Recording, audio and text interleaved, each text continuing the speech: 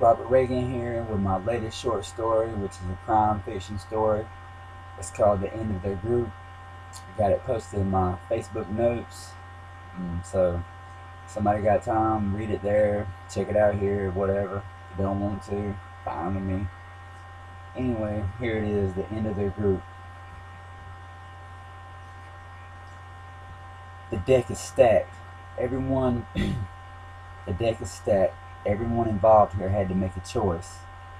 Adam, Dave, and Sean stuck together through everything. Adam looked at them both, his eyes shifting side to side from face to face. This wasn't like when Dave came to him saying, "I didn't tell you that Sean is trying to make a move on your old lady." With women, it wasn't about love to Adam. He could only love his mother. Other women filled his soul with hot exploding pleasure. Really, he didn't have time for it. There was too much business to take care of.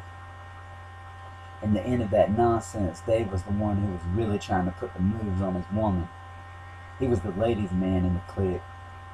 Sean was trying to make business moves behind his back. Dave hitting on his bride was something they could move past, but Sean slacking customers almost forced them to go their separate ways. Sean was shorting their clientele so that he could make sales on the side. Adam's veins bulged when he confronted Sean.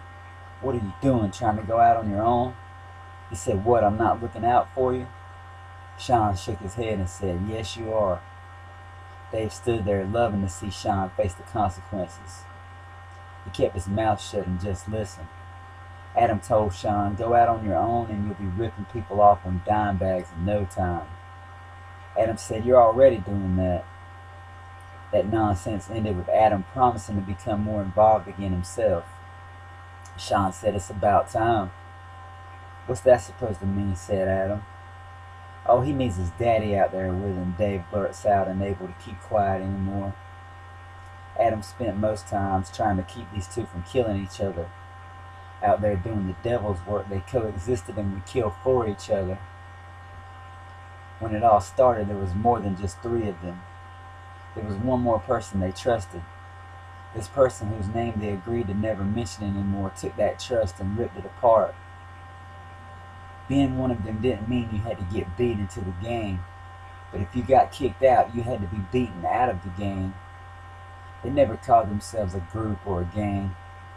Narcotics agents labeled them, saying they were a cohesive unit of common scumbags. This fourth person broke their code of honor. Hitting on your boy's chicken and ripping him off for money all proved to be forgivable. However, giving details was the unforgivable sin. You were committing suicide after speaking blasphemy if you tried to snitch and take them down.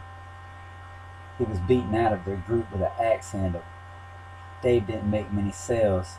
He was in charge of fucking people up and sometimes burying the occasional body. Those times Dave would toss Adam a shovel and say, "You're in on this too, boss." When they started looking at Adam as the leader, that's when the inner conflict first began. If you weren't the man, then you wanted to be the man's best friend, his top dog. Things were better when these dogs were hungry, rolling like a pack of wolves, when money alone was the pack leader. Back when Adam and Sean would also fuck your ass up. Over a blunt of loud, way better than their product, they all shook hands and agreed to end all the nonsense. They did this all the time. But again, the deck is stacked. Each of them have to make a choice. Adam, Dave, and Sean have stuck together through everything. Adam looked at them both, his eyes shifting side to side from face to face. He says, "I had an interesting conversation with an agent today." Dave says, "Why were you talking to an agent?" Adam says, "He tried to place me under arrest." "What happened?" asked Dave. What do you think happened?" Adam asked him, holding up his blood-stained hands. Dave starts to say something else, then Sean speaks up and says, "Stop interrupting him. Shut the fuck up." Adam says that the agent told him one of them gave him information to one of his partners. Dave says, "I don't have an axe handle, but there's a sharp knife in my pocket." Sean says, "Man, I haven't talked to any agents." He says it had to be Dave. Throwing up his hands, Dave yells, "Well, who was it?" He never told me, says Adam. Sean says, they were just trying to play mind games with you. Yeah, Dave says, they were trying to plant doubt in your mind. Taking a deep breath, Adam says, well, one of you had to say something, dumbasses, or I'd have never got caught. Adam was in big trouble, and that meant that one of them was too. Okay, this is Robert Reagan, and I'm just reading my latest short story called The End of Their Group. Kind of ends abruptly with an open ending, which I like to do that a lot. You know, kind of give the reader or whoever's listening the opportunity to make up their mind about who told and who snitched.